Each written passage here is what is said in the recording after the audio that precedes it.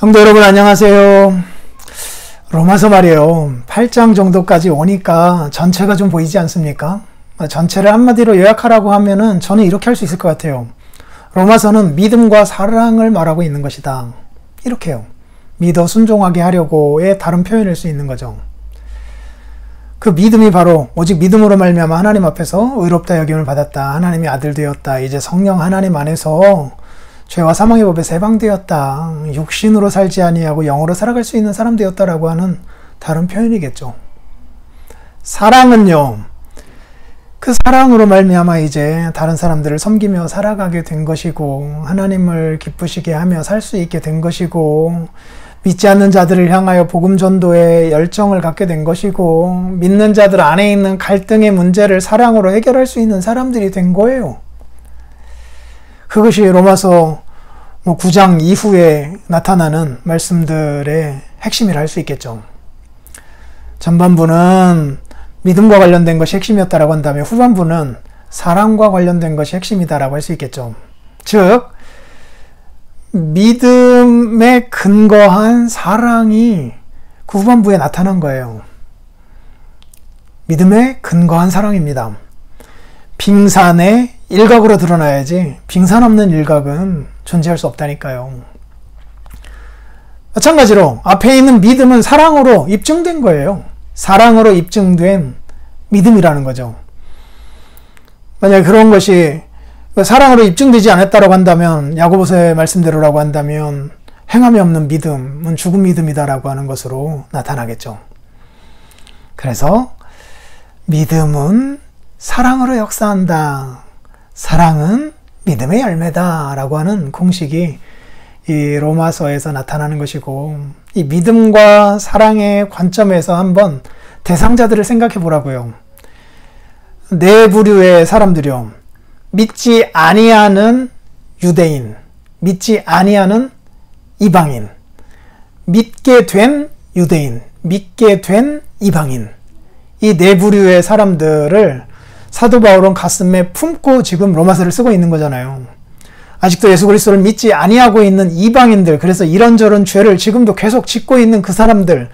그러나 성경의 말씀에 의하면, 특히 이사야서 말씀 같은 게 의하면 이방인들이 결국 하나님에게로 돌아올 것이다 라고 하는 약속이 있었거든요. 그 약속의 말씀대로 그들이 돌아오게 하기 위하여 나는 그 이방인의 사도로 부름을 받았다 라고 하며, 그래서 나는 복음을 전하러 저 멀리 스페인까지 가려고 한다. 로마 너희들도 지나가려고 한다라고 하는 말씀을 하고 있는 거잖아요. 복음 전도의 열정, 특히 이방인의 전도의 열정이 바로 이 믿음으로 말미암아 의를 얻게 된 것이고, 그리고 이제 사랑으로 섬기며 살아갈 수 있는 사람이 바로 믿는 자들이기 때문에 그들에게도 복음을 전하려고 하는 것 아니겠어요? 아직도 믿지 아니하는 유대인들을 향하여서는요, 그들에게 하나님께서 먼저 약속을 주신 거잖아요. 특별한 혜택을 누린 자들이잖아요. 그럼에도 불구하고 그들이 이런저런 죄를 계속 짓고 있는 상황이잖아요. 2장일 수도 있고요. 특별히 9장, 10장, 11장에 있는 내용들이요. 그 육적 이스라엘 사람들, 그들을 한편으로는 높이기도 하고, 그러나 아직 그리스도를 받아들이지 아니함으로 말미암아 지금 하나님께 책망받는 자리에 있다라고 하는 사실을 가지고 있지만 그들을 향한 이 안타까움, 긍휼의 마음이 사도에게 있어요. 그래서 그들에게도 믿음이 생겨나고, 그래서 사랑의 열매들이 맺혀지기를 위하여서 오늘 이 서신을 쓰고 있는 걸 알 수 있겠죠.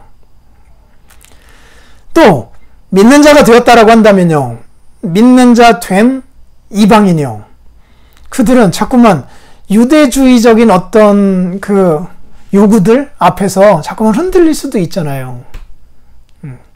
아니면 옛 그 방식으로 돌아가고 싶은 마음이 생겨날 수도 있을 거고요. 그들에게 이 의인은 믿음으로 말미암다라고 하는 사실을 분명하게 가르치면서 그 믿음은 사랑으로 역사한다라고 하는 사실을 뒤에 드러낸 거겠죠. 믿음을 갖게 된 유대인들은요, 여전히 그 율법의 관점으로 다시 돌아갈 위험이 있고, 또 율법의 관점으로 이방인 그리스도인들을 비판할 위험이 있잖아요. 특히 14장, 15장의 그 갈등 말이에요. 거기에서 예수 그리스도를 믿음으로 말미암아 너희들이 함께 의인된 자들 아니냐. 이제 살아도 주를 위하여 살고 죽어도 주를 위하여 죽는 자 된 거 아니냐. 우리가 무엇을 위하여 사는 자들이냐. 그리스도께서 우리를 받아 하나님께 영광을 돌릴 수 있게 만든 것 아니냐. 거기서 지체된 것 아니냐. 그러니까 한편으로는 그 율법의 조항에 매이지 않아서 믿음으로 살아가기 때문에 매인 자들을 업신여기기도 하고, 율법을 지키며 살아가는 자들은 그 율법을 지키지 않는 사람들을 향하여서 비판하고, 이런 업신여김과 비판을 멈추고 그리스도께서 우리를 받아 하나님께 영광을 돌렸던 것처럼 너희도 서로 받으라, 사랑하라. 그것이 의인된 사람들이 살아가는 방식이다.